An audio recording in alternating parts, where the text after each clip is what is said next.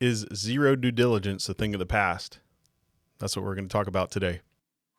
Welcome to the Real Estate Game Plan Podcast, where we bring you inspiration, actionable steps, and knowledge to build your game plan to take your real estate business to the next level. My name is Demo. And I'm Derek, and we are licensed real estate brokers and your hosts for this podcast. Let's get started. So we've seen over the past couple of years in the extreme seller's market that we've been in, 5 days, 3 days, 1 day, 0 days, even though not recommended. We've Not negative days. Not negative days. Almost. We didn't go into negatives, but which is one reason why so many buyers have had vendors like home inspectors lined up ready to go because they had to move so quick. Coming in the home showing with them, right? Yes. So we've seen a lot of contract trends, which we are going to be talking about, that have changed a bit over the past couple of years, but we expect to be changing more toward buyer-friendly negotiations, we should put it. Yeah. So due diligence is not a thing of the past, especially in Georgia, being a buyer beware state. And as a seller, I would argue you want a buyer to perform a home inspection and have their due diligence. I think it helps to take some of that liability off. Yeah. So as we transition maybe to a more balanced market, maybe to more of a buyer's market, all specific to your area and where you operate, where you have your real estate business. But today we're going to look at the top 5 things that are more prevalent in a buyer's market that we really have missed or not seen over the last couple of years, really in this extreme seller's market. And so number one, we touched on a little bit already, is that due diligence period. So you mentioned 5, 4, 3, 2, 1, 0, that, we've really seen. What is something that we're going to see more of, or we have seen more of in the past in more of a buyer's market? So 10 days due diligence, it used to be just a few years ago that anything less than 10 days or certainly 7 days was considered super short. And so I think we're going to start to see the 5 days increase to 7 days, 8 days, 10 days. It was not uncommon to see contracts with 14 days, which is 2 whole weeks. Sellers in the past few years would never dream of that, but I think we will slowly see a shift more toward that. Yeah, it would almost be seen as a typo today if a listing agent receives a contract with 14 days due diligence. Did you mean 4 or 1, right? 1.4. Yeah, absolutely. 1.4.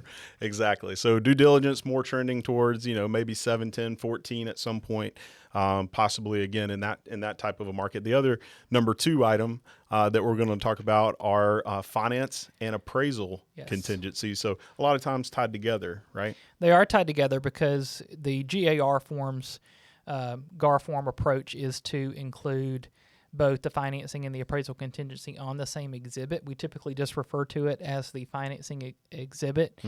But we've seen those days drastically decreased or eliminated altogether with our cash-like offers, for sure. But in a buyer's market, 21 days, 25 days was the standard. 28, 21 probably most common. But as we saw things become more and more extreme over the past few years, we saw 15 days, 10, 0. A lot of buyers were being approved up front, which is always a good idea, but they were going through the approval process as much as possible up front, and then they were willing to take that risk because contracts are a balance of risk and reward. They were willing to take the risk and put 0 days for their financing, but they would keep either a short appraisal contingency, meaning 15 days, and what I mean by that is they would pay for a rush appraisal with their lender. Cost them a little bit extra, but they would try to maintain that. In more extreme cases, we would see buyers include the appraisal gap clause, which is definitely a sign that we are in an extreme seller's market and definitely a sign that the parties think it's a fairly good possibility that the home won't appraise for the contract price. Yep. Great info there, Derek. Number 3, we're talking about a blank in the contract where if you're a newer agent, maybe you just think, why is this blank even here? Seller paid closing costs. Yes, sellers contributing toward the buyer's closing costs was pretty standard almost every contract you would see would have some sort of contribution. A common question that would come in would be, well, what is the maximum amount, which of course is a lender question. Most lenders are going to have a cap on the amount of closing costs they will allow a seller to pay for a buyer, and they would figure out what that amount was, and they would include that in the purchase and sale agreement on the offer. But 0 has been a trending number for a little while now. Yeah, it seems wild to think about, more and more of those type negotiations happening, because really it's just been about price and how quick can you close and those types of things. So, maybe a trend back towards those. So, number 4, the item we have for that, unfortunately, probably leans itself a little bit to having some creativity, which we don't recommend, but special stipulations. So we've seen some wild special stipulations over the last couple of years. Yes, we have. And the thing about special stipulations is that they do control over all other terms of the contract. Mm-hmm. So we have to be so careful with special stipulations.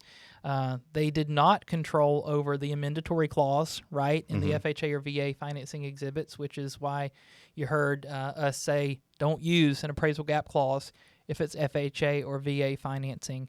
But we would see a lot of appraisal gap clauses, escalation clauses, which haven't been as popular. But again, a sign that you're in an extreme seller's market. The common issue with both of these special stipulations is that they can be very confusing. Yeah. And if not written well, and there are special stipulations that we have access to in our library in the forms packages, but writing our own, especially with those kinds of stips, can be dangerous. But I think we're going to see a trend toward negotiating, maybe negotiating's back, right? And I think we're going to see those special stipulations fade away. Yeah, and it seems like from buyers markets, more of the special steps you see are more of those common pre-written steps about termite inspection and termite letters, the refrigerator remaining in the home, those types of things, right? So more common, just, hey, less than a couple $100 type scenarios versus, hey, the buyer's going to give all of this extra money, right? Tens of thousands of dollars. Home warranties. In a buyer's market, a more balanced market, we definitely see more buyers asking for home warranties and sellers willing to provide one. Definitely good points.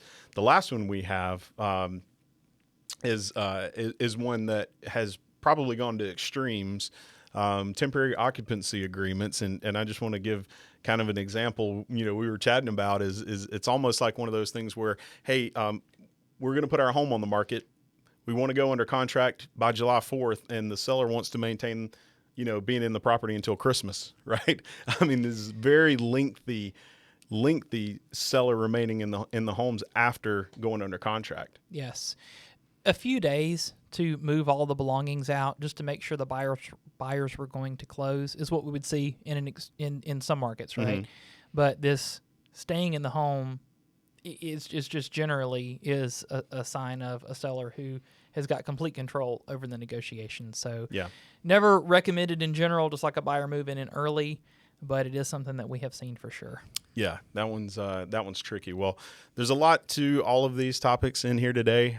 These are probably the biggest 5, heading forward that we could possibly see again. Definitely in a more balanced market, and for sure in more of a buyer's market. And if you have any question about your marketplace and are you in a seller's market or a balanced market or buyer's market, you can always go, at least in the state of Georgia, to the MLS system, look up the absorption analysis and take a look at those numbers. If you need some more understanding of that, we have a great video on our solidsourcechannel.com page that dives into absorption analysis and what those numbers mean. And so you can really check that out. But do some homework, take a look at it. Let us know what you're looking forward to seeing maybe in more of a buyer's market, or maybe that you miss from the last couple of years that you're seeing go away in the seller's market. Absolutely. What are some trends that you would love to see come back? Yeah. For sure. That's a good one. All right. Well, y'all, thanks for watching. You've been listening to the Real Estate Game Plan podcast. Don't forget to like and subscribe on YouTube and leave us a 5-star review on your favorite podcast platform. Thank you for listening.